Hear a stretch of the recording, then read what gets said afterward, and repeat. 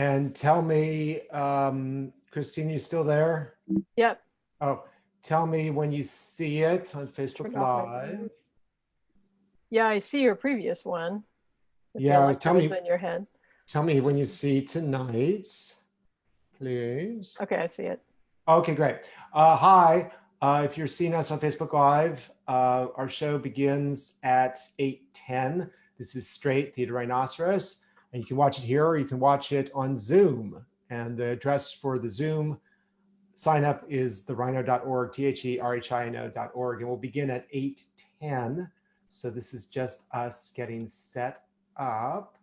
Great. So we are streaming, yes? Yes, we are. Okay, great. And Christine, you see us? Everything looks good?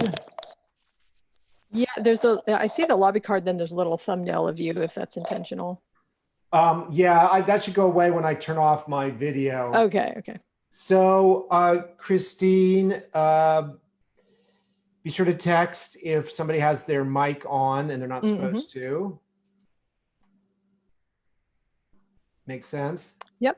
The old rule. And also when we go to recording, when we start recording around 7 o'clock, if there's a problem, we'll be reaching out to you. Okay. So just be ready to maybe join us or at least be text or, phone reachable just if we hit a Okay. Thanks for the heads up. Yeah. Because I sometimes space on my phone, but I'll get it and have it nearby. Okay, thank you. Okay, thanks a lot, Joe, and I'll see you at 7, Joe. 7 o'clock. Okay. Thank you very much, everybody. Yep. Again, this is just a setup for this for Straight Theater Rhinoceros. If you join us, please come back at 8:10, either on Facebook Live or on Zoom. And you can sign up for Zoom at therhino.org, therhino.org. But we are signing off for now. We'll see you around 8. Bye.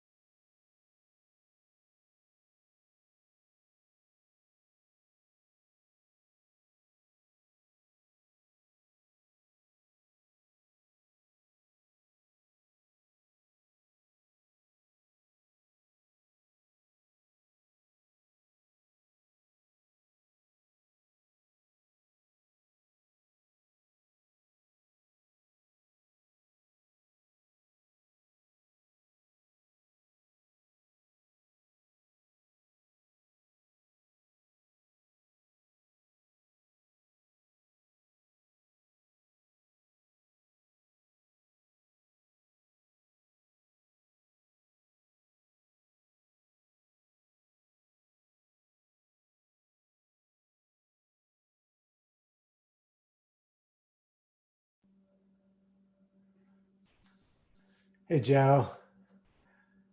Just checking in.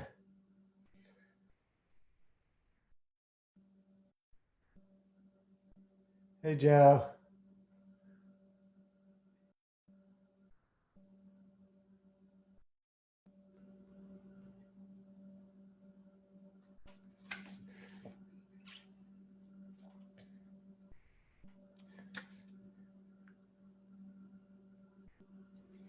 Hey there.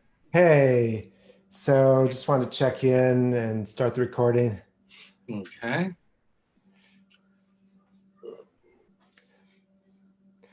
If you are suddenly seeing us, we're getting ready for the show tonight, starting at 8:10, straight, Theater Rhino, right here on Facebook Live or on Zoom. Whoops. That was live. That was live. That was live already. So are we recording? We are recording. Okay, great. Thank you. So Okay. we'll be back around 8 o'clock. Thanks for joining us. Bye. Joe, I'll see you a little bit before 8. Do you want to come on camera and mic at 8, a little before 8, or Yeah. we'll do it all by text? And I'll just check in with you. Check the in, sound. sound and all. Okay. All right, I'll see you later.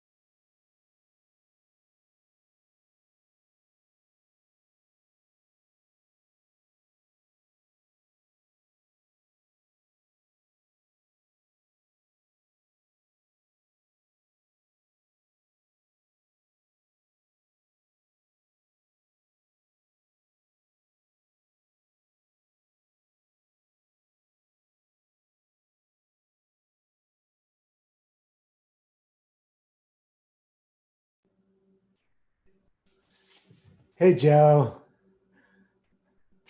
Hey there. Just checking in. Okay. Video's okay. Videos looks good. Okay, let me try the sound. Test, test. Sounds good. Okay, test, test. Sounds good. Okay, great. So thank you everybody for joining us, and we're going to begin shortly. Yay!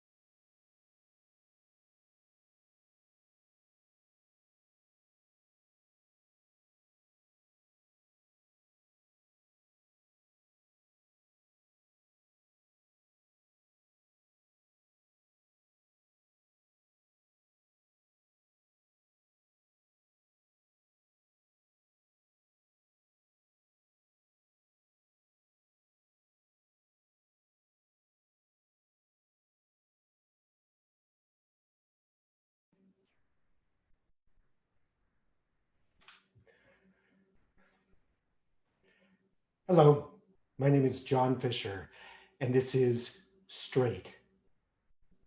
This is a piece about conversion therapy, turning gay men into straight men. Now, I want to do a piece about this because I discovered something about it a few years ago, and it struck me very strongly, but I didn't want to just talk about other people's experiences.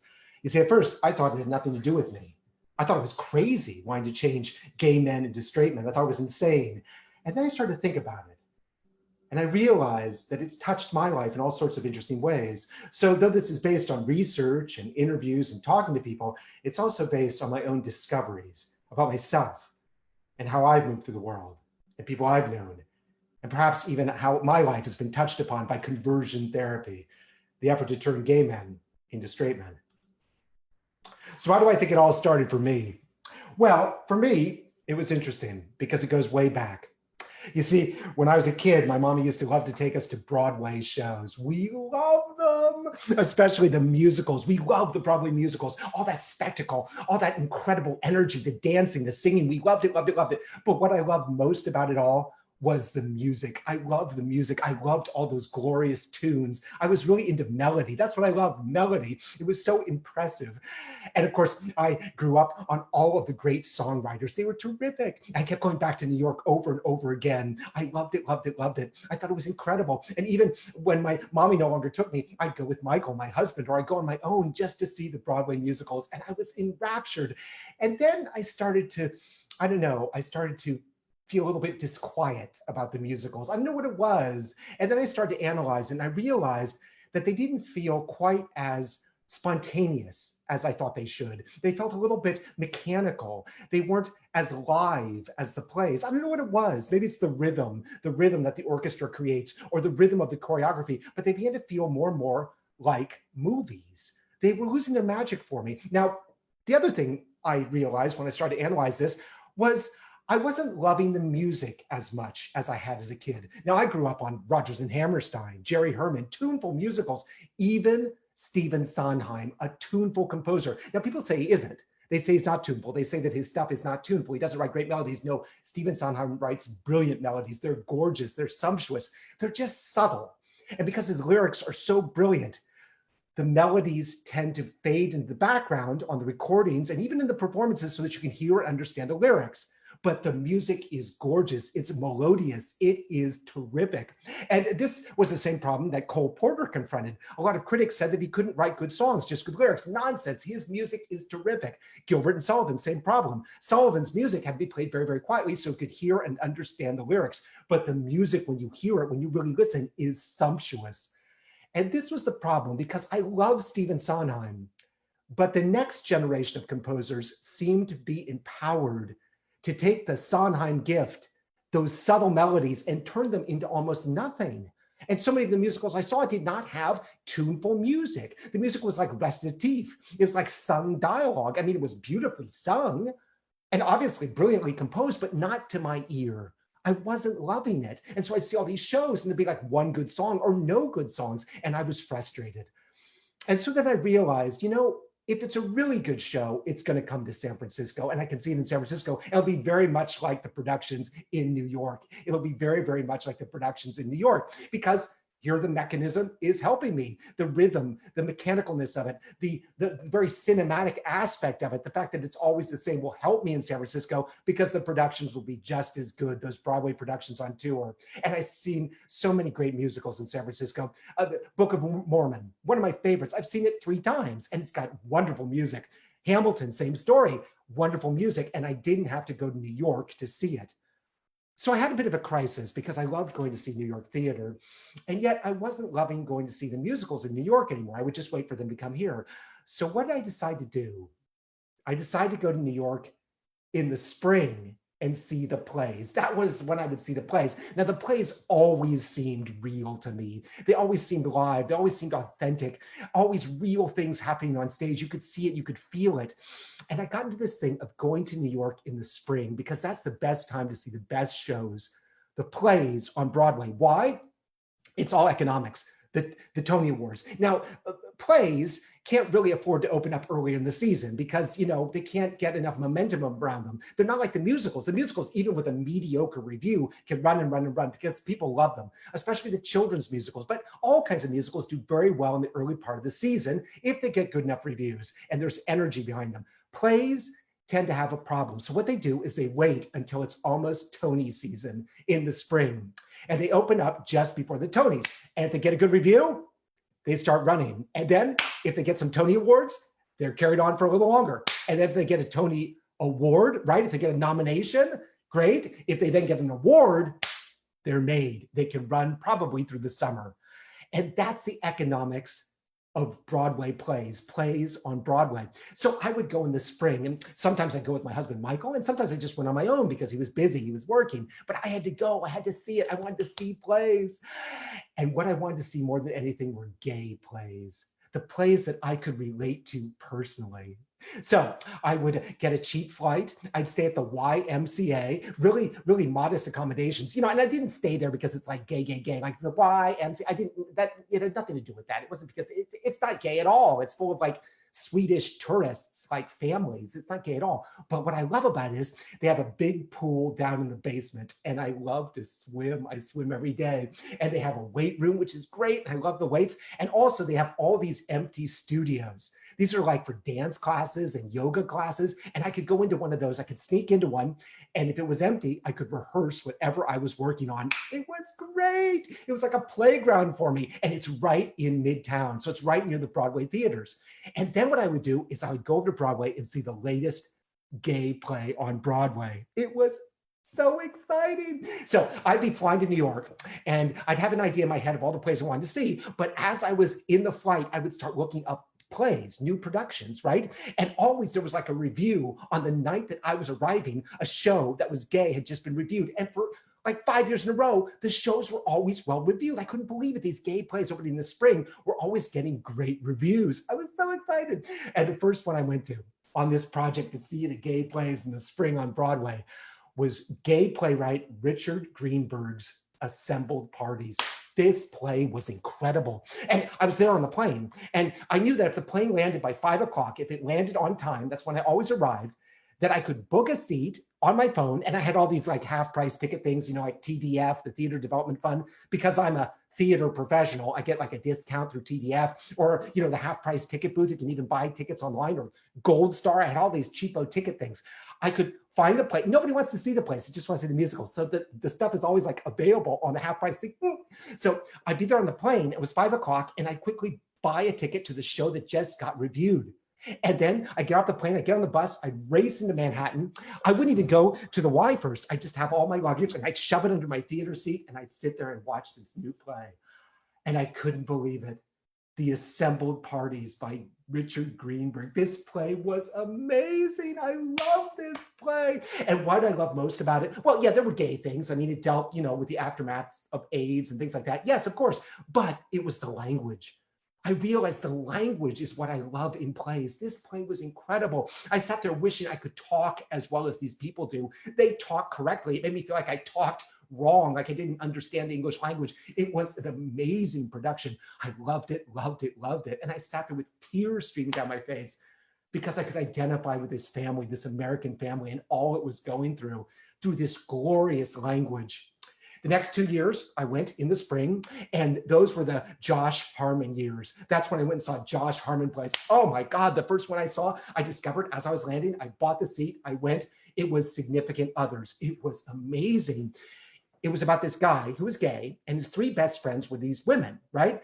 And all of them got married eventually, and then they didn't have any time for him, so he was alone. He was alone. It was so sad. And he had this 17-minute monologue of frustration and rage about how lonely he was. And this is what Josh Harmon is famous for, the 17-minute explosion. And it's like, it was incredible. Again, the language, it was like Eugene O'Neill. It was like Shakespeare. It was like King Lear. This boy just raged about how he will never have a lover and he is alone. And why won't the universe give me something? It was like the big monologue in Iceman Cometh. I was in shock. It was so good. But even better was the next year. Booked the play, went right there, right to the theater, Lincoln Center. It was Josh Harmon again. Admissions. Oh, this play is incredible, incredible. It's all about the incredible stress, the outrageous stress of getting into a good college. And this high school student doesn't get into the college he wanted to go to. He is crestfallen. He is destroyed. He is a brilliant student. He is a great community leader. He is a volunteer. He's done everything right. His parents are academics. They've led him through it. And he is outraged. And he has this outburst, a 17-minute outburst, the Josh Harmon specialty. It is incredible. And it is such an ugly speech because he talks about the reason that he didn't get in is he has no minority status. He's not gay. He's not African-American. He's not a woman. He's not Asian American. He's not Latinx. He's nothing. And that's why they didn't let him in. It is so ugly and awful. And his parents, who are ultra liberals, just stand there with their mouths hanging open for 17 minutes in shock. It is this deluge of ugliness. And at the end of it, his father says, "You little twerp, how dare you? I did not raise you to talk that way, to think that way, to be that way. You are a twerp." It is an amazing play. And then the fourth year, again, a brilliant language play, and probably my favorite of all of them, one of my favorite gay plays ever, Harvey Fierstein's Casa Valentina. It was amazing, this play. Again, I booked it, and I went to the theater, and there I was sitting watching this incredible play by Harvey Fierstein, Torch Song Trilogy. Well, he did it again. And again, it's about drag. Now, this is based on something historical, Casa Valentina. In the 50s, apparently, there were a lot of straight guys who liked to dress up in women's clothing, but they couldn't do that like in New York City. They had to go somewhere else. So they went to a place called Casa Valentina, and they dressed up in women's clothing for a week. And that's what the play's about. All these guys and these incredible actors were in it. Larry Pine, Patrick Page, John Cullum in drag with pearl earrings. It was amazing. And the best part about it was, again, the language, the discourse, the dialectic. Here are these guys in dresses, talking like they're in a George Bernard Shaw play, like they're in a Tom Stoppard play, a Bertolt Brecht play. It's a dialectic, And what's horrible is one of the leads is an ultra-conservative, and he is advocating for the imprisonment of gay men who put on dresses because they are bringing down transvestism. They're making transvestism in the United States gay, and because it's 50s, he wants to persecute them. And what's amazing is he's standing up there in the most gorgeous dress, this big wig, these high heels, and he's saying these ugly conservative things. It is incredible. And one of the other ones is arguing with him and finally admits, "You know what? I'm gay. I am a homosexual. I am a homosexual." And suddenly everybody reveals where they are on the spectrum: straight, bi, gay. And it's amazing. And it's this huge Shavian dialogue. It's like a Shakespeare play, this endless debate, thesis, antithesis, synthesis. I love this play. And I just sat there, and all I felt watching it was gratitude for the quality of the production, of the writing, of what Harvey had done. It was true magic. And then the next year, I was coming into town, I was on the plane, and I'm checking out the things. It's like, oh my God, look, it's a new gay play, just reviewed the day I arrived. So when I got on the ground, it was 5 o'clock, so I knew I could make it to the theater. And I called up my friend, Paul. Now, Paul and I used to act together. We used to do shows together in San Francisco years ago. He's one of my favorite actors. He's certainly my favorite gay actor of all time. He's wonderful. And I called him up and asked him if he and his husband, Blair, wanted to come with me to see this play. And Paul said, "Well, Blair's got a bad back, all that stuff, but I'll come. I'll meet you at the theater." So I raced to the theater. I met Paul. I shoved my stuff under my seat, and we sat down to watch this play. And this play was called Straight. And it was amazing. I have never seen anything like this in my life. I'll just tell you about it. It was, okay, so I'm sitting there with Paul, off to see the gay play, the new gay play. Okay, here we go, new gay play. Okay, so the lights come up on the first scene. There's this guy, and he's on stage with his girlfriend, and they're just having the time of their life. They've just had food sent in, takeout food, and they're eating it, and they're joking and laughing, and they're so compatible and happy together. And they poke each other. They don't really. There's no intimacy. There's no real intimacy. I mean, once in a while they like a little kiss like that, but they're very, very happy together. They seem like a very, very happy straight couple. And you're like, oh, that's sweet. And the audience loves them. The first scene got a lot of laughs. It was very popular with the audience. They were really into it. And so it's like a nice start to the play. Second scene, the same guy, the straight guy, brings home this young boy. So he's a graduate student at this school, and he brings home an undergraduate, and the two of them have the most insane sex I've ever seen on my stage, on any stage. It was like with the, I mean, they were in underwear, but it wasn't pornographic. It wasn't graphic, but it was like, I couldn't believe what these two actors did in front of us. This gay sex, it was like spanking and licking and touching and rubbing and spitting and kissing. It was like, and obviously they were both really into it, including the straight guy. So the rest of the play is alternating scenes between the happy couple who never really, there's no real intimacy. There's like a little kisses now and then this wild sex between, you know, like the 30-year-old gay guy and the one who's like 20. And, you know, just this insane gay sex. And it's just like, what is going on here? This guy's like, now let me tell you something. This play is set in New York City at the time that we were seeing it, 2016. And this guy is acting straight to this woman, and he's just a big old sex fiend with this boy. So finally, near the end of the play, the boy that keeps coming over and having sex with him finally says to him, you know, what's going on? And the nominally straight guy says, what do you mean? He says, well, I feel like we're going nowhere. I mean, all we do is like get together and have sex. We have wild sex like a couple times a week, but what's going on? He said, well, what do you mean? He said, well, I mean, I don't want to have a relationship necessarily, but I feel like there's nothing else between us. It's just this crazy sex. And he said, well, you know, what's wrong with that? He said, well, nothing's wrong with it. I just think it's weird. I mean, I know you have this girlfriend, you've mentioned her, and I think it's weird that she doesn't know about me. Well, why should she? Well, because you're obviously bi, maybe you're just gay. I mean, she should know that. Why? Well, because you should be truthful with her. Otherwise it's hurtful. Well, I'm not bi or gay, I'm straight. But you have sex with me all the time. Yeah, okay, so what's the big deal? Yeah, but you don't, what do you mean you're straight? You're not straight. Yeah, I'm straight. I'm straight and I have sex with guys. It doesn't make me gay or bi. I'm just straight and I have sex with guys. That doesn't make any sense to me. Well, that's what I am. You need to tell her. You need to tell her what's going on. I don't feel comfortable with this. Well, I don't see why you say that. I just don't. I don't feel comfortable. And I don't feel comfortable with my role in it because I feel like I'm lying to her myself, even though I've never met her. I feel like this is like this weird secret. And I don't think there should be secrets. I don't understand the purpose of it. I don't know why you're so upset. I'm upset because I feel strange. I think this is a strange relationship. I think you have a very weird relationship with her, a dishonest one. And you're having a dishonest one with me, and I'm frustrated. I'm very frustrated. Well, I like being with you. Well, I don't think we're going to be together much longer, if at all. You need to open up to her. And you and I need to have something more than sex all the time. Well, that's not what I want. I just don't feel the same way. Well, that's how I feel. And I'm really frustrated. And I really just think this is strange and weird. I'm sorry. I didn't mean to make you. No, that's all right. It's all right. I don't want to talk about it anymore. I think it's strange. I think this dishonesty is strange. I think it's very strange.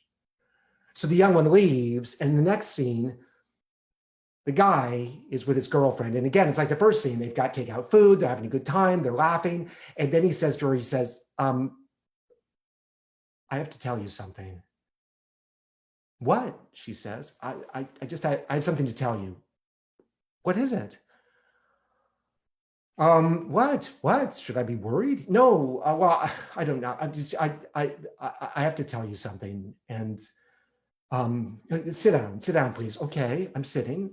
What is it? What? I have something I have to tell you. You keep saying that, but you don't say anything. Come on, dear. What is it? You can tell me. What? Just tell me. Please tell me.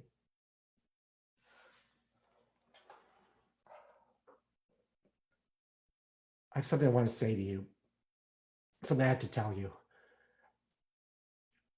It's very important.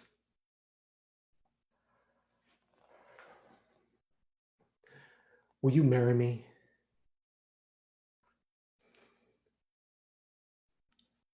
And there was a gasp in the audience. I mean, an audible gasp. It was like, what? what? And of course, she was thrilled. She took the ring, she hugged him. They had one of their little kisses, and she was thrilled. And that was the end of the play. And I sat there, I was in shock. I was like, what? What in New York City in 2016? What? This guy is this closeted? I was like in shock. And, I turned to Paul and I said, well, what did you think of that? And he said, well, I don't know. I mean, I didn't like the set very much. There was like crown molding in the living room, and then the molding for the kitchen was different, which is fine. That makes sense. But the way the two moldings met, that was weird. They didn't go together. They didn't. I said, Paul, that's not what I'm talking about. I'm talking about the plot. I'm talking about the story. Do you think that was real? Do you think that still goes on? That people in urban centers are still in the closet like that? Like they live with such a lie? They marry women that they don't love to prove that they're straight to the world? Well, I don't know. I don't know. I don't think about it that much. Well, what did you think of the play? He said, no. But I was in shock. I could not believe it. I could not believe what I just seen. I just assumed that this guy was kind of messed up and he was going to sort it out. But no, he's going to go on with this lifestyle. He's going to go on doing this. And I sat there and I was so angry at the play, because I didn't agree with it. I didn't think that anybody would have to be in a closet in an urban center in New York City or in San Francisco in 2016. And then I sat there and I was like, well, wait a minute. Am I ever in the closet?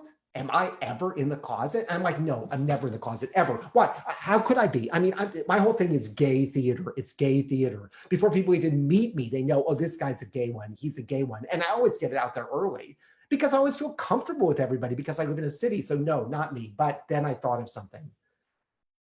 I thought of these airplane trips and people I meet on airplanes. Yeah. When you get on an airplane, I like to be cordial. I like to sit down and there's a stranger next to me and I'm like, oh, hi, how are you? Oh, where are you going? Oh, yeah. Okay. Well, I'm going to just go to San Francisco, but yeah, have a nice trip to Hawaii. It's nice to meet you. And I don't want to talk. I want to listen to my music or watch a movie or read or write or, eat or sleep. I want to do my things. I don't want to make friends. But sometimes the person I'm sitting next to starts doing things like this. Well, we were just in Europe and we saw a lot of great things. Here, let me show you. Here's some pictures of my family. And then they start showing you pictures of their family. And it's all there, the wife, the kids, the grandkids. And they tell you that they are from someplace in the Midwest. They are from Wisconsin. They are from Des Moines. They are from Baton Rouge. And you're like, oh my God, I'm sitting next to somebody who I have nothing in common with suddenly. And for 5 hours, 8 hours. And if Michael's not with me, it's doubly horrifying because I can't just turn to him. And it's like, I'm like, and sometimes I clam up. And so they're sitting there going, here we go. Here's the Uffizi and here's the Accademia in Firenze, and you're just like, and of course, what you're supposed to do is take out your phone and say, oh, here we are. But I'm terrified that they're going to be like, oh my God, this guy's gay. Of course, this is all based on assumptions. I mean, when I hear where they're from, Tennessee or something, I start making all sorts of assumptions about them, how they're just going to hate me on principle. I mean, it's an assumption, right? I mean, you remember that Odd Couple episode where Felix breaks down assumptions, assume, the problem with assume, right? He says, when we assume, we make an ass of you and me. That's what we do when we assume. We make an ass out of you and me, right? So it's like I'm making all these horrible assumptions about these people on a plane, but the fact of the matter is we have to proceed somehow to protect ourselves. And it could be a horrible assumption, but I just clam up and I'm like, and I have no solution. And only like once did I feel like, because it came out that I was gay, did somebody get quiet? It's not like they hit me. They just like got quiet. And maybe they were just quiet. Maybe they just wanted to sleep. I don't know. But, so anyway, I've tried to come up with some fix-its. Like one fix-it that doesn't work at all is just suddenly announcing, well, I'm gay. Yeah, I'm just gay.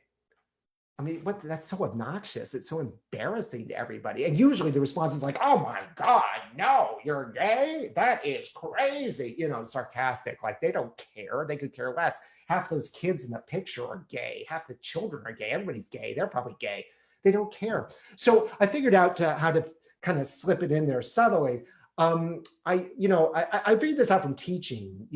In teaching, I was always being asked, how do you make people feel included? People who have a status of otherness, somehow they're outside the, white, straight hegemony. How do you, as a gay man, make them feel included? And I said, well, I don't announce on the first day of class, well, you're all included. Everybody's welcome here. I mean, that's like weird, and it makes people feel like they're not included.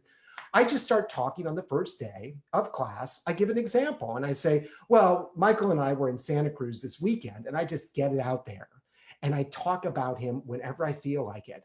Well, Michael and I this weekend, and I just put it out there so that they're like, oh, okay, this guy's gay, so whatever I am is okay. And I can reference it and use it. And that's what I started doing on planes. I just pulled my phone out and said, well, my husband and I, we were in Florence also. There he is. And here's the Academia, and here's the Pitti Palace. And, I just slip it out there. But recently, I didn't do it. Maybe because I was tired, but I just couldn't bring myself to do it. I didn't. And what's the problem? What is the real problem here? Because there's not that much difference between me and some guy from Tennessee. There isn't. There just isn't. Because even if he's straight, he's got probably all the things I've got. He probably has bromances. He probably tells some guy that he loves him and feels real affection for him. The only difference is sex. That's the difference. And that's what we're all like squeamish about. But that's what I see when he shows me something. When he shows me his family, it's like, here's his wife, sex. Here are his kids. That means he had sex with a wife. Like how many times? 5 times, sex. Here's some grandkids. That means all those kids had sex with each other, and they're all the grandkids. You're right. I see a lot of sex. And of course, that's exactly what he sees when he looks at my picture, because Michael and I can't even have kids, right? I mean, we could, but we'd have to have like, a woman or a Petri dish or, something. We'd have to have like a blender, whatever. We'd have to have all that paraphernalia. We could have kids, but we don't, right? So with the picture, when they see it, is 2 guys, sex. That's the difference, sex. And why is sex so weird for all of us? Because it's icky, right? Sex is not like pornography. It's not. It's icky. People just think it's icky, thinking about each other having sex. And that's where the breakdown is. And that's where the paranoia in me is. It's like, oh my God, he's going to realize that I am a sexual being. And that's the only difference between us. And it's ridiculous. But it leads to self-closeting. And this is how I convert myself. Conversion. I have converted myself, like the guy in the play who I was so critical of. I, an urban person, am converting myself. Why? Because it's just easier to be a part of the dominant party, right? The hegemony, the straight white male. It's just easier in business. I mean, maybe not in Castro. In the Castro, you should be gay, but by and large, it's just easier to be dominant, to be part of the dominance, to be the straight white male. And I can pass. And so I take that privileging and I convert myself. That's what I do. So that's self-conversion. What about conversion therapy, which is therapy designed to actually make somebody who is gay straight, turn them into a straight person? A therapist can do this. Does that work? Does it work? Can you be cured of homosexuality? Well, let's go back to Sigmund Freud. What did Sigmund Freud say about it? Sigmund Freud said, and this is very interesting, a woman wrote him and asked him, could you help me and my son? This was in the 30s, the mid 30s. Can you help me and my son? Because I think that he might have homosexual tendencies. Can you help eradicate those? And Freud responded to her. He said, in general, to undertake to convert a homosexual into a heterosexual does not offer much more prospect of success than the reverse. In other words, yeah, you're not going to succeed anymore in making a gay guy straight than you are in making a straight guy gay. It's not going to happen. And why would anybody want to go? It's absurd. Why would anybody want to go from straight to gay? That's dominant to lesser than dominant. I mean, it's wrong. And he's underlying the absurdity. It might be what you want for this kid, but you're not going to be able to do it. That's what Freud said. And this is an incredibly famous letter. It's a letter to a mother. It's an incredibly famous letter. And it was his definitive statement on the value of therapy for conversion therapy, turning gay into straight. And there's no value. That's his point. There's no value. So great. Freud has talked about it. We've got that out of the way. Great. Unfortunately, his daughter said no. Anna Freud came along. She was a therapist also, and she said, my father got it wrong. In fact, you can make gay people straight. You can. And she said it at a time when that's what the US government wanted, because they wanted to vilify, they wanted to demonize gay people. So as things were heating up in the Cold War, of course, we got the Red Scare. The Reds are against us. We have to flush them out of government. We also got the Lavender Scare. We have to flush the gay people out of government. The other is wrong in this country. We're going to persecute the other, right? We're going to get the gays. And they had therapists now saying it was possible. Anna Freud was saying it was possible. The American Psychiatric Association was saying it was possible. And this continued. Now, it was nuanced by other therapists as time went by. Some of them said, yes, you can, with therapy, change a gay man into a straight man, but the person has to be willing. The gay person has to be willing to change. Well, that's silly. I mean, what? I mean, an adult who's willing, that person must be straight then. I mean, I don't know how they got to be gay in the first place. Was it like an accident? I mean, did they accidentally have gay sex? It doesn't make any sense. Did they like fall down? Did they like trip and like accidentally have some gay sex or end up gay or something? It's like, well, okay, yes, if somebody's actually heterosexual and they're having gay sex, then yes, they can be made heterosexual. It's like, it's silly. But nevertheless, it stayed on the roster of pathologies for the American Psychiatric Association. It would not be removed. Psychiatrists kept saying it is a pathology. Homosexuality is a pathology. And ultimately, it can be cured if gay men will just commit to curing themselves. Now, in the middle of this debate, very interesting, the mother, a letter to a mother by Sigmund Freud, the mother, the recipient of that letter, gave it to the American Journal of Psychiatry.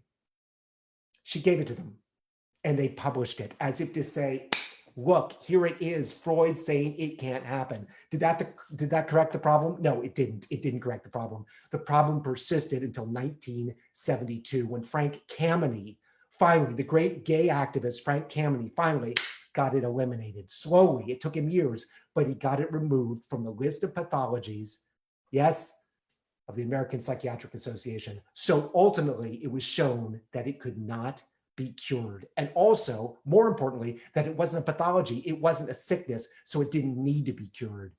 But it took all that time, getting back to Freud. It just took all that time, and yet it still exists. We see little moments of it, me on the airplane, converting myself, this character in this play converting himself.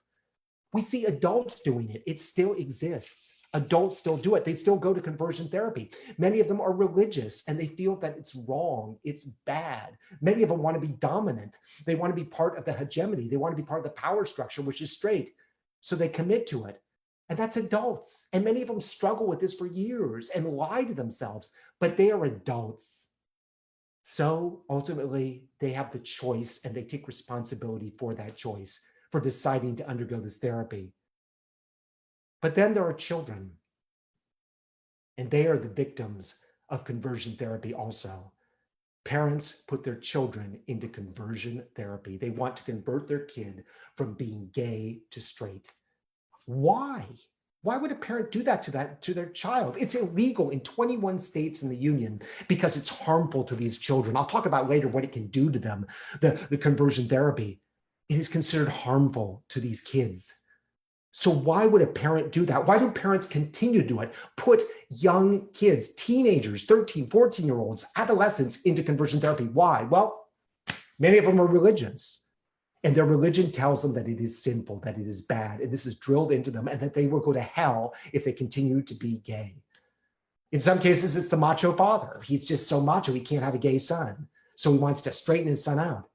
Another reason, and nobody ever talks about this, I haven't read this anywhere, but I kind of came up with this myself. I think sometimes the fathers are just jealous or the mothers are jealous. They're like, look, I have to live a very constrained sexual life defined by the church, defined by my society, defined by whatever's going on in my head. My life sexually is very limited. You get to have gay sex. I don't want you to.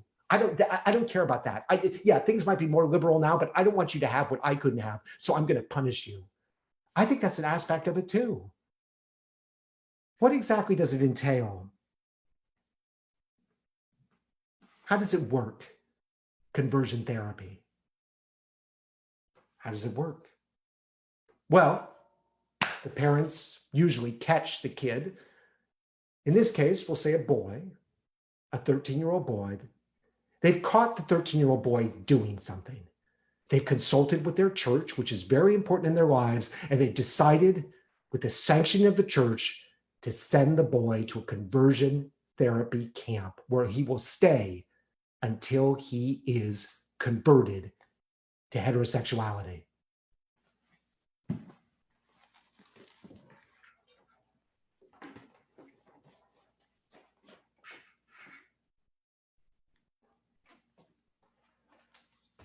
Welcome. Welcome to our camp. You all know why you're here. You're here to change. We can help you change, but you've got to help us, because right now you're headed down the wrong path. Those of you who are here, call yourselves gay, lesbian. That's wrong. That's sin. You continue in that path, you're going to go to hell. You're not going to enjoy your life. You're not going to enjoy anything. You're going to have a hellish life. At this camp, if you commit to change, you will change. We will help you change. And in some cases, we will make you change, whether you like it or not. It will be rough. It will be tough. But we will make you change. Some of you will be here for 2 months. Others for 6. Others may be here for longer. You'll stay here until you change. Now, as you saw, there is no barbed wire or electrical fences. They're not necessary. We're out in the middle of nowhere. We're isolated. The nearest town, they'll know who you are if you show up there. They'll send you right back here to me. If you go home, your parents will send you back. The church will send you back. So there's no running away. You can't escape. You're here to work, and you're here to change, to stop being what you call yourself and become healthy heterosexuals as God wants you. Okay. So let's get people assigned to their rooms. Is John here? John? Yeah, I'm John. I'm 13. Yeah. Oh, okay. Over here. Okay. Should I bring my stuff? Okay. Yeah. Great. Okay. Yeah. No, show me. Yeah. Show me my room. Oh, in here. Okay. Great. Yeah. So this is my bed. Okay. Thank you. Thank you. I like my room. I do. Yeah. Why am I here? Because my parents want me to change. They want me to stop being what I told them I was. Yes, I want to change too. What was I doing? I was looking at a magazine full of men, naked men, when my father came in the room and he saw me. I stole it from my friend, this girl I know, and she got it as a joke for a birthday present. And I went over to her house and I stole it. So I also stole, and my father came in and he saw me, and he'd heard me talking before, and he told me, don't ever talk that way about guys. And then he saw me with the magazine, and he like freaked out. He got so upset. I said, Dad, don't worry about it. I won't look at it anymore. And he took me to see our pastor and with my mother, and they decided I should come here. Yes, I do. I do want to change. I do. Very much. I'm committed to change. I want my parents to love me. I do. I want my family to love me, my brothers and my parents. I want them to love me. Thank you. Thanks. Now? Oh, sure. Okay. Yeah. Okay. Yeah. No, I don't exercise much. Yeah, I know how to do that. I've seen it on cartoons. Sure. Okay. Yeah. Is this right? Oh, straight? As straight as possible. Okay. Yeah. Yeah. Getting pretty tired. I'm sorry. I'll be quiet. That was great. Yeah, I never exercise. Healthy body, healthy mind. Okay, yeah, I'll remember that. In here? Sure. Okay. I should sit down here? Okay.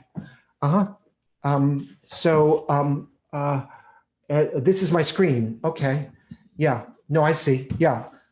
You want me to take that? Okay. What is it? It looks like a pill. Okay. Uh-huh. What's in it? Oh, okay. No, it's all right. No, I don't need to know. Yeah. Okay. All right. Yeah. Okay. So just turn the screen on and I'll just watch what this is. Okay. All right. All right. Okay. There we go.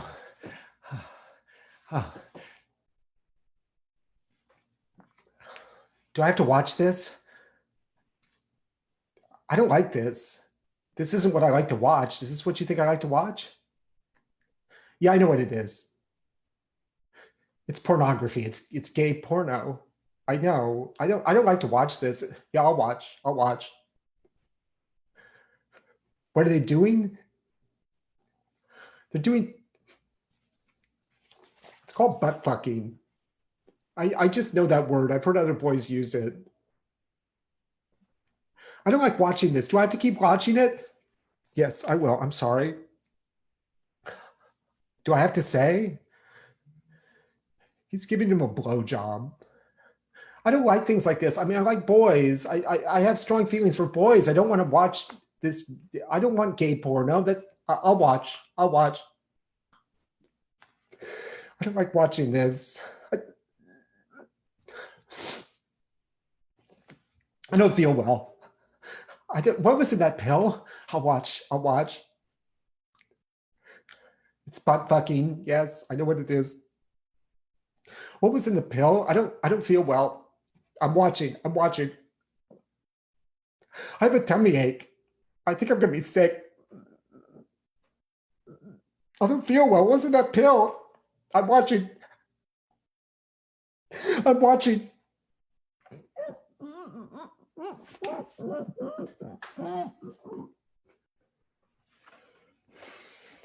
Over here?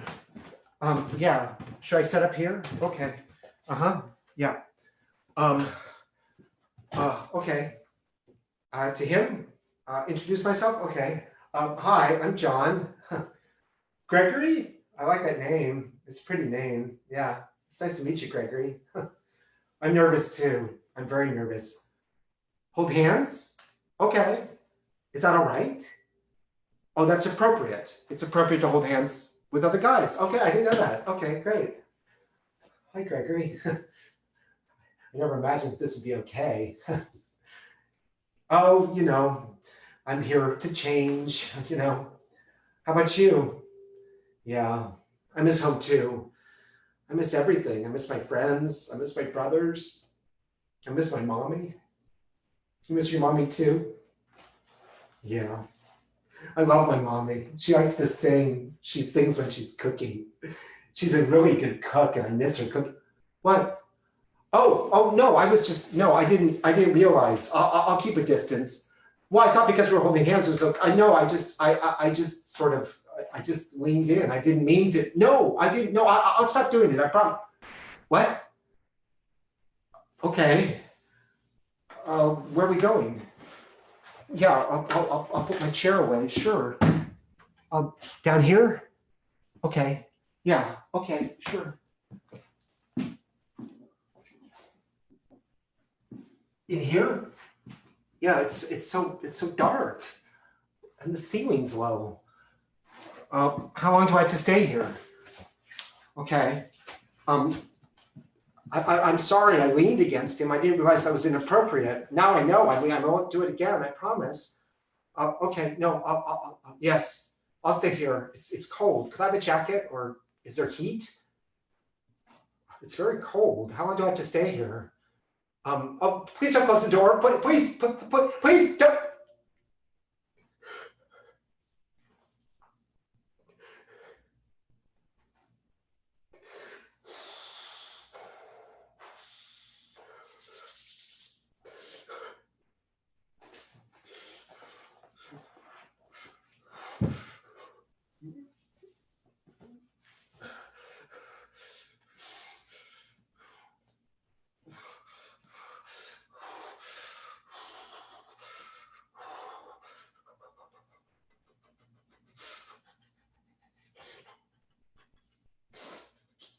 Mommy.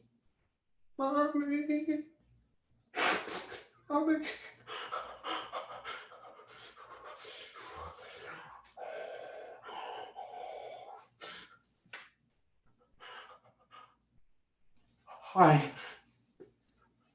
No, I couldn't sleep. I was too cold. All night? I was very cold. I couldn't get warm. Uh-huh.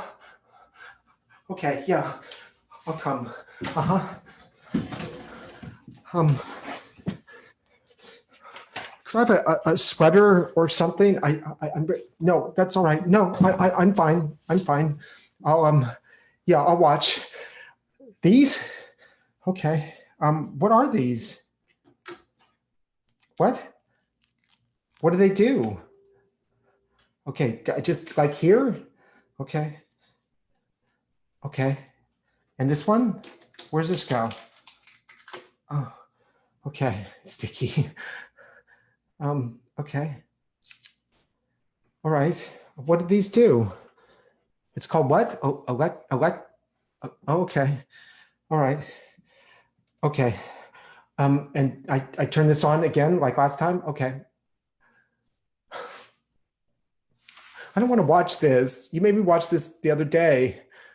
It's porno. It's gay porno. I know that. They're butt fucking. What'd you do? That hurt. Yes, I'm still watching. I'm watching. I'm watching.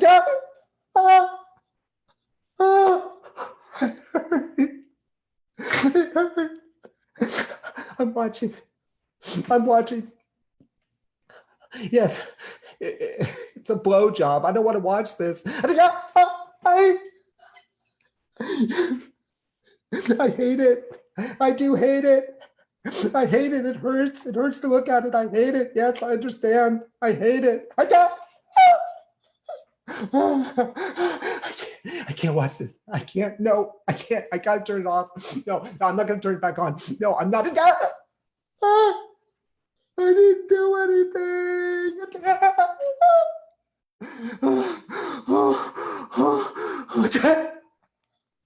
I'm not gonna turn it back on. No, I'm not. I'm not. I'm not. I'm not. I'm not. I'm not. There.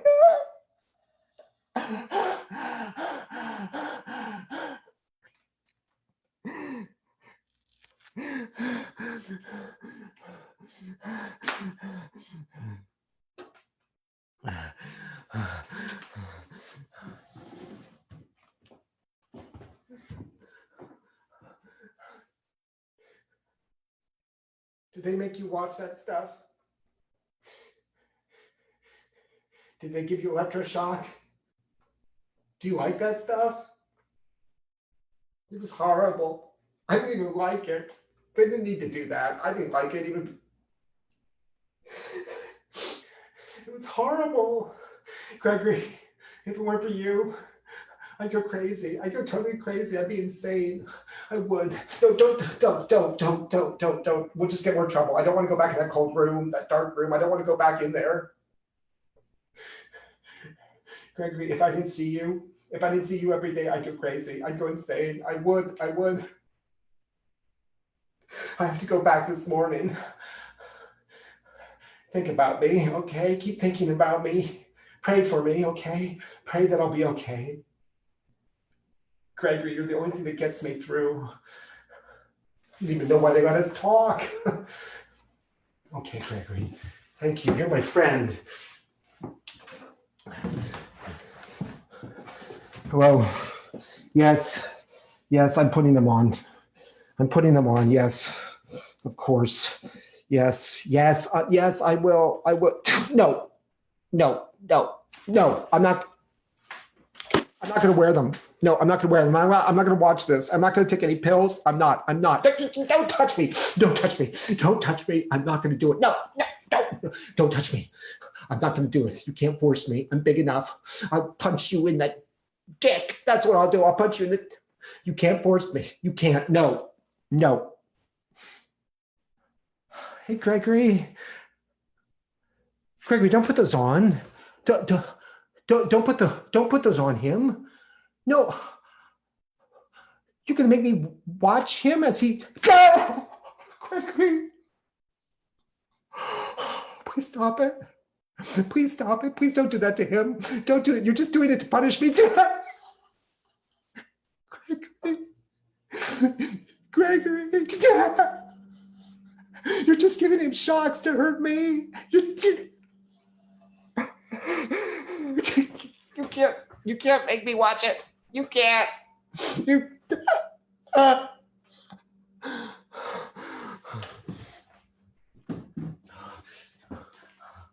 Are you okay? Are you all right? It's horrible. Oh God, where will we go? We can't escape. We can't go anywhere. That town, they just sent us back here. We're too young, we're underage. Anytime a cop would find us, he'd just send us back. We can't go home. Church would send us back. My parents would send me back. Can you go back? I can't go back. Gregory, it was worse. It was worse than being sick myself or having the electroshock myself. It was worse watching. It was worse. Gregory, what are we gonna do? I'm gonna go back. No, I'm gonna go back. I'm gonna go back. They don't care about you. They don't care about you. They care about me. They don't like you because I acted up. I'm gonna go back. I'm gonna go back. Yes, I'll do it. You know why I'm doing it, but I'll do it. You guys are torturers. That's what you are. You're just torturers. Can I ask you a question? I haven't seen Gregory in 2 days. Where is he? Is he in that room? Is he in that dark little room? Is that where he is? Is that where you put him, in that dark? He left? Gregory left? When? 2 days ago? But he didn't say goodbye. I didn't get to say goodbye to him. How come you didn't tell me? In the middle of the night? But he was my only friend here. He just left? His parents came and got him? But why didn't he? You didn't let him. You didn't let him say goodbye. I'm not going to do this. I'm not. Don't touch me. Don't touch me. Don't you touch me. Don't touch me. I'm not going to do anything. I'm not going to do anything. I'm not going to do anything. I'm not going to do anything. I'm not going to do anything. Nothing. You can't make me. I'm just going to stay here. I'm just going to stay here. And you have to feed me, because if you don't feed me, my mother's going to find out. She's going to call. She'll call every 3 days like she does. And if she doesn't get to talk to me, she's going to demand to talk to me. I'm going to tell her that you don't feed me, that you don't feed me anything. No.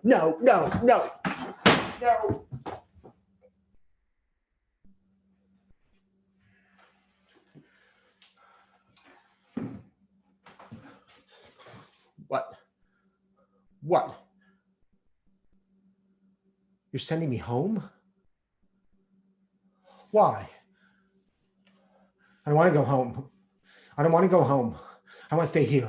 You have to take care of me. I want to stay here. You can't stay here. I'm sending you home to your parents.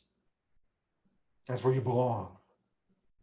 You're going to go to hell, young man. You are going to rot in hell. No, I'm not. No, I'm not. I'm not going to go to hell. There are people who love me.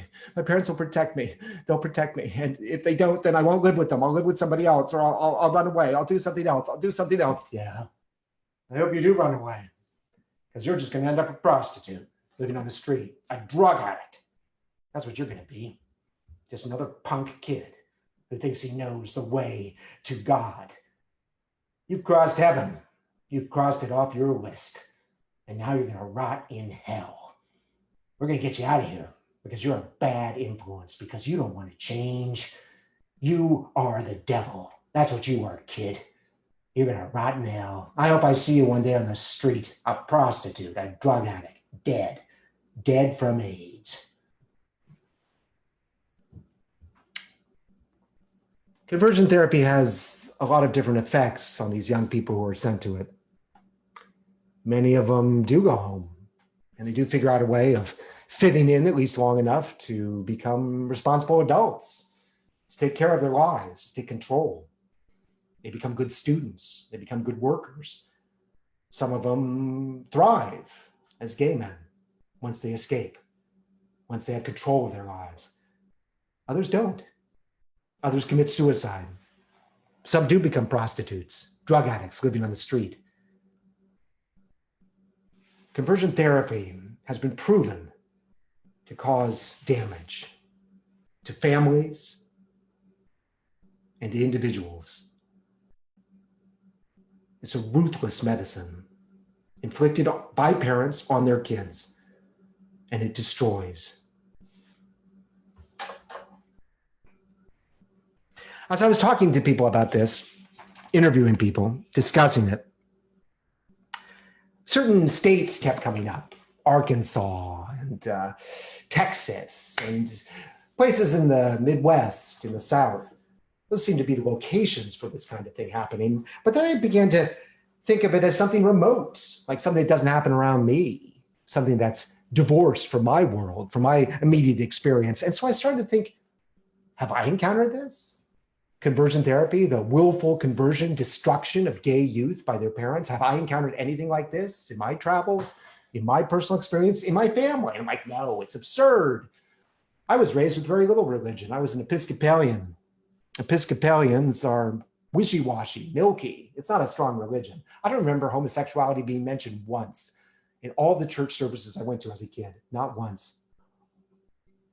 When my father died, he even admitted that though he'd been going to church his whole life, he didn't believe in it. He didn't believe in God. He didn't believe in heaven. He didn't think he was going anywhere now that he was dying. It's sort of breathtaking, the lack of belief in my family. But a very interesting thing happened. After he died, my mother was living alone and she lost her driver's license. It was taken away from her because she couldn't drive responsibly. So the police withdrew her license and she could no longer drive anywhere. And in her community, you need to be able to drive to get any place. Well, there was one church that she could actually walk to, a Baptist church. So she walked to this Baptist church and converted and became a Baptist. She was an Episcopalian, then she became a Baptist. And I checked this church out online, and there it was on the website, all the hate of homosexuals. I was appalled, but did my mother know? If she heard it, did she care? That's not why she was there. She wasn't there to hate homosexuals. No, come on. But it was a part of her church. And because she couldn't get to any other, that's the church she went to. Interesting. My aunt is Catholic, but she's a very imaginative Catholic. She's always telling me about how all the priests in Oakland are gay, and they have gay parties, and they all hang out together, and they're very openly gay. And it's okay. It's okay for gay Catholic priests. It's perfectly okay. And I said, I'm sorry, but does the Vatican know about this? She says, oh, sure. So, she has her own imagination that tells her that her church is much more permissive and accepting than it is. And then something very interesting happened. In 2012, California became the first state to make conversion therapy illegal. In other words, for kids, parents can no longer send their kids to conversion therapy. If the kids are underage, the parents don't have the control to send them to conversion therapy because it is damaging. It destroys individuals. Some of these kids, as I said, commit suicide. People can no longer do that. And that's the case in 21 states in the union right now. But in 2012, California was the first. I was like, yay, go California. And I was reading an article about it this week in Time magazine, written in 2012. And they interviewed this young man. And he talked about his upbringing. He had a religious upbringing. And he grew up in the Valley, and he went to a fundamentalist church, an evangelical church in the Valley, a big church, a mega church. And from the time he was 4 years old, he remembers them talking about how homosexuality is a sin. It's a sin for which you will go to hell. And he ingested that. That became a part of him. And he began to think of himself as somebody who was going to go to hell because he was gay. And he underwent conversion therapy. It was horrible. It didn't work. It made him feel bad about himself. He felt terrible. And he was a gymnast. And it was his gymnastics that set him free. It made him realize that he was an individual, a special person as a gymnast, and that also his sexuality must be special, and that he must embrace that. And he was going to a college in Southern California, and he transferred to UC Berkeley because their gymnastics program was much more permissive. It was a gay-friendly program. And I was like, yay, go Berkeley, my school, yeah. I'm so proud of Berkeley reading this. But I stumbled reading this article, and I caught my breath. because of the church that he went to. And from the time he was 4 years old, the pastor of this church had railed against homosexuals. And the church believed in conversion therapy. They sent people into conversion therapy. All the hate against homosexuals. And I recognize the name of this church. And I recognize the name of the pastor. My relative, who is dearest to me, who I am closest to, who I love, respect, and admire, has been going to this church forever. And of course, when I think about it, I should have known, right? A fundamentalist church, of course. And I've been in their apartment with the books, and I've seen this pastor's books in the apartment. And I swear to God, I think I dug through them to find something and then got tired and was like, oh, come on, this is ridiculous. I mean, I'm fine. I mean, I don't need to do this. But in fact, that was the smoking gun in this article for me. My relative, who means so much to me, has been going to this hateful church, listening to this hateful pastor, buying his books for years. What does that mean? Like my mother, do I just assume that this is a part of the liturgy, of the lesson that my relative, who I respect, admire, and adore, he just doesn't listen to? Do I just assume that? Or do I imagine that maybe there's a part of me that isn't accepted? Me, my sexuality, how I express that sexuality in my artwork, my husband. I don't know.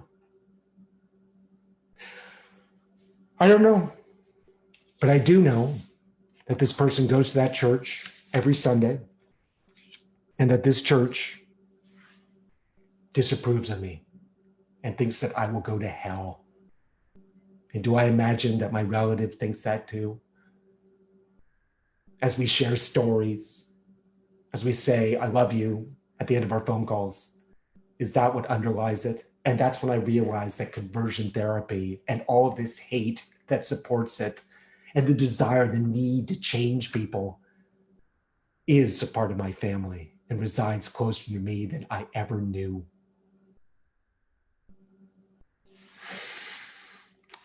My uncle was a wonderful man. He was an incredible man. I adored him. And there was a part of him that I especially liked, and that's that he lived outside what I grew up seeing. Everybody I knew who was his age was married and had kids. And my uncle never married, didn't have any kids. And I love that about him. I thought that was so incredible. But he wasn't gay. That was always clear to me. My father said that. I think he even intimated it, my uncle, that he was not gay. But I thought a lot about that because I thought about my grandparents and what they were. Now, the reason I was thinking about them is they were wonderful people. They were like Norman Rockwell grandparents that are right out of a Norman Rockwell painting. And I adored that about them. They were wonderful people. They were just like these great Americans. But I knew that there was an underlying thing that I wasn't seeing and I hadn't heard directly, but I heard about that they could be very judgmental. Now, my aunt and my father had both been judged by my parents, and they were both such strong individuals that the judgments didn't have effect. My father told me once that his father, my grandpa, had told him once, why do you let these kids run around all the time? You need to crack down on these kids. You need to discipline them. My father said, hey, let me raise my own kids, hey? I know what I'm doing. Leave me alone. I know how to raise my kids. And of course, my father, it was all about money, right? And my father had a lot more money than my grandpa. My grandpa was a nice middle-class man, but my dad was upper middle class. He was lower upper. He was upper. There was an upper involved in it all. And he was not going to listen to this middle-class guy tell him how to raise his kids. So he had that confidence. And my aunt, she's just a strong individual. She wasn't going to listen to them when they made judgments on her. But my uncle, I think, had a different journey. Because I think that my grandparents at some point said to him,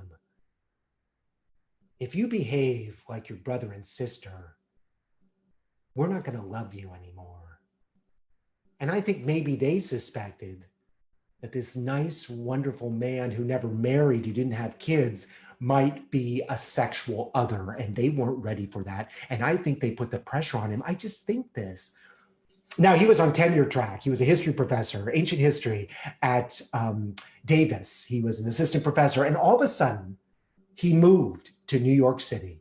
He packed up and left Davis, left a great salary, a great career, and went to New York City to live in New York and take a much lower paying job as a history professor back there at another university to the other side of the country. And he used to say to me, he said, I came here because I love the Metropolitan Opera. That was him. He loved opera. He loved ballet. He loved culture. He said, I had to be in New York. That's why I came to New York. But is that really the reason? Is it? Is that really the reason? I think he might have been trying to get away from my grandparents, who've been so judgmental, my father and my aunt, and it hadn't worked. So they were going to crack down on him and he had to get out. Now, when I say he was a wonderful man, I'm not just being abstract. He was terrific. And this is what he said to me. When I graduated from college, this is what he said. He said, you should come to New York City, John. You can live with me in my apartment. You don't have to pay rent. I'll even give you a stipend so you don't have to work. Now, you've been studying theater for years, and I think you should come to New York and be in the theater capital of the world.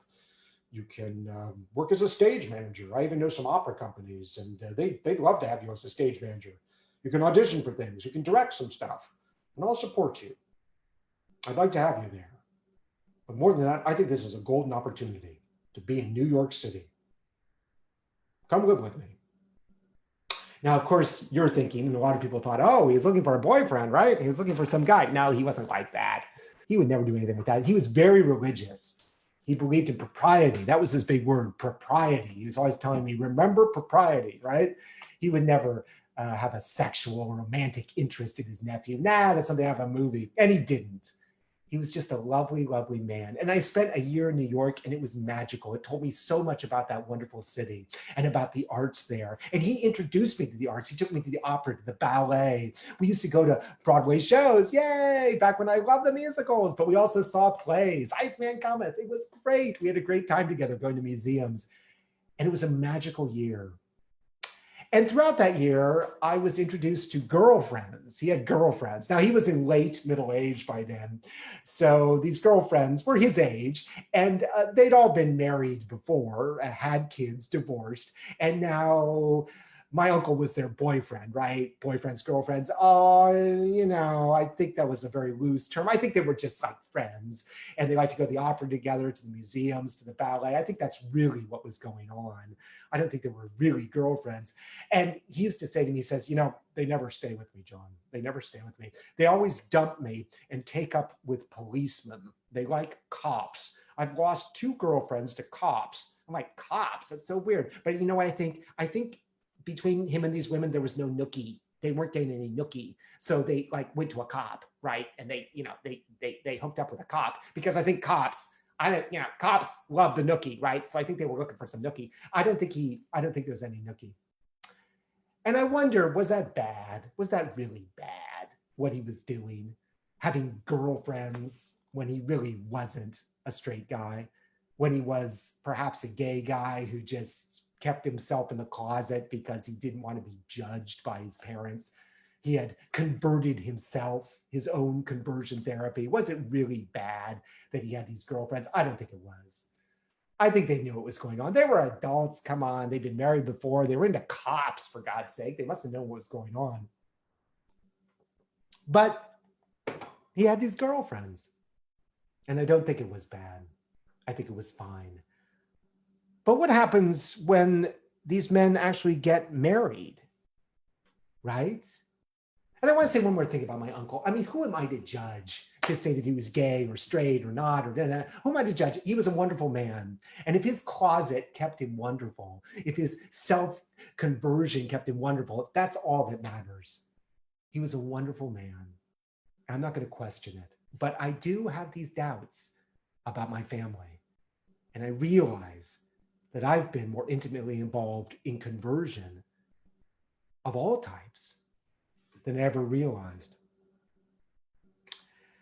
I was about to say that there is a difference, though, between my uncle and his girlfriends and men who actually marry women, gay men who actually marry women, who convert themselves or go through conversion therapy and actually marry women and the damage that that does, the damage to the wives. Now, over the last 30 years, I've had a lot of gay male friends who were older than me who told me I was in the closet, I was married, I had kids, and then I came out in middle age and it was great. Everybody supported me, my kids, my wife, my family, it was great. And I suddenly dove into the candy jar of being gay. And I always wondered when they told me this, really?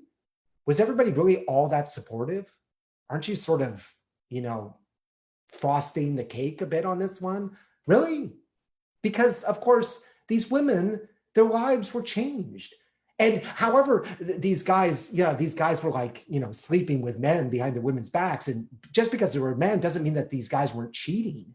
They were cheating on their wives. They were betraying their wives. And then I started meeting men who didn't talk about their wives. And they had very difficult relationships with their kids. And these were much more religious men. And the confusions that this brought to the family were irreparable, destructive. And I always wondered, what are you thinking? Why did you go into this relationship? It's so damaging. I just read about a man who raised his kids to hate homosexuality. And then he came out of the closet, he left all of them, and they wouldn't speak to him. And then one of them got married to a woman and then divorced her a year later. And the father thought, oh my God, he's gay. I did to him what I did to myself. It is deeply destructive. And in some cases, and there's this book that just came out, and it's called I Have Something to Tell You, just like the play, except that Something to Tell You was a marriage proposal, but we all thought it was going to be, I'm gay, I have something to tell you. And it's the story of women who were married to gay men and the destructiveness of those marriages. Some of these women were devastated by the lies that they were told for years, the cheating, the sneaking around. Some of them got STDs from their husbands because they brought them home from sleeping with men. Some of them got AIDS. Some of them died from AIDS because their husbands brought it home and gave it to them.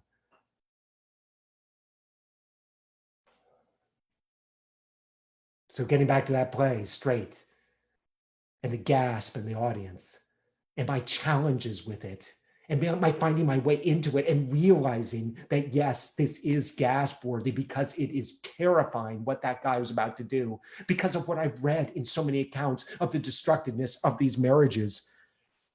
And it makes me think, as I think about it, that we have a responsibility as gay men to not live in the closet ever, to not live somewhere where we feel we have to be straight. I don't live where I grew up. If I lived where I grew up, I wouldn't be happy. I mean, it's the kind of neighborhood where nobody would ever like yell at you or punch you or throw something at you. No way. But there wouldn't be other people like me. And I would feel all those little lie necessities. I would feel like I had to pass sometimes. I would not feel totally comfortable being there, so I shouldn't be there.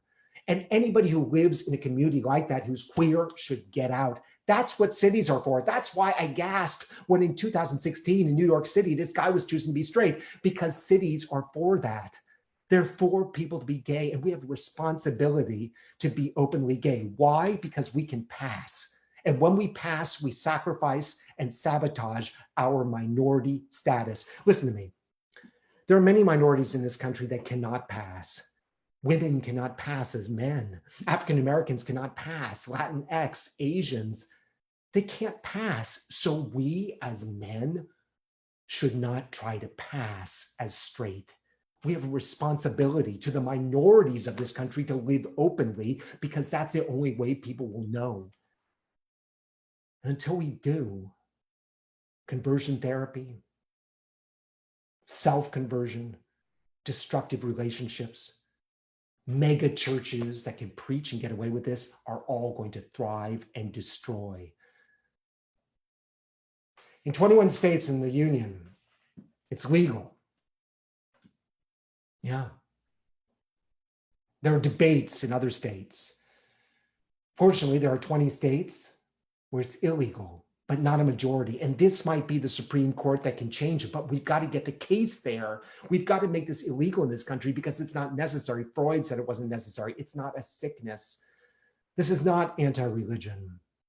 I believe it's necessity, but it's anti-taking a belief and turning it into an instruction, into an abuse, into a way of changing people. Straight, a dangerous term for a gay man. Was that a gay play that I saw years ago? I don't think so. I'm not quite sure what it was. Quite aside from Paul hating the set, I was provoked, and I think the theater should provoke. I think it should provoke us. It shouldn't make us feel like something wonderful happened. It should make us feel like we have to get out there and change something. And I'm not sure the playwright quite understood the effect he was having on me, a gay man. But it sure had an effect. It got me thinking about the nature of this, about the impossibility of change of that kind, and the danger of it. Thank you. I'm John Fisher, and this has been Straight, a look at the phenomenon of conversion therapy and self-conversion, especially the danger of conversion therapy as it is applied to children. Thank you so much for joining me this evening. This has been my 26th Shelter in Place solo piece. I've been doing these every Thursday since the beginning of Shelter in Place. I've only been able to do them because people have turned up to watch the show. So thank you so much for being here. We've also been producing readings, fully memorized productions. We have a full season of plays coming up very soon. We're going to announce it in just a couple of weeks. The season is called Inside Outside. We're going to begin with 3 productions on Zoom, but they're going to be much more high tech, much more complicated, a lot more sophisticated. And then the second half of the season is going to be back in the theaters, fingers crossed. So that's the theme, Inside Outside, the closet, out of the closet. COVID-19, and hopefully, God willing, post-COVID. So thank you so much for being here. If you'd like to support this kind of programming, you can do so by making a donation to our theater. There's our address. That's my COVID-19 office, John Fisher Theater, Rhinoceros, 91 Central Avenue, number 102, San Francisco, California, 94117. Or you can go on our website, therhino.org, THERHINO.org, and click on PayPal and make a contribution to us through PayPal. But more than anything, thank you so much for being here tonight. It's always a pleasure to perform. I love the little green light, and I do really feel like you're all out there. I can see you. I feel like I can hear you too. Thank you, and good night.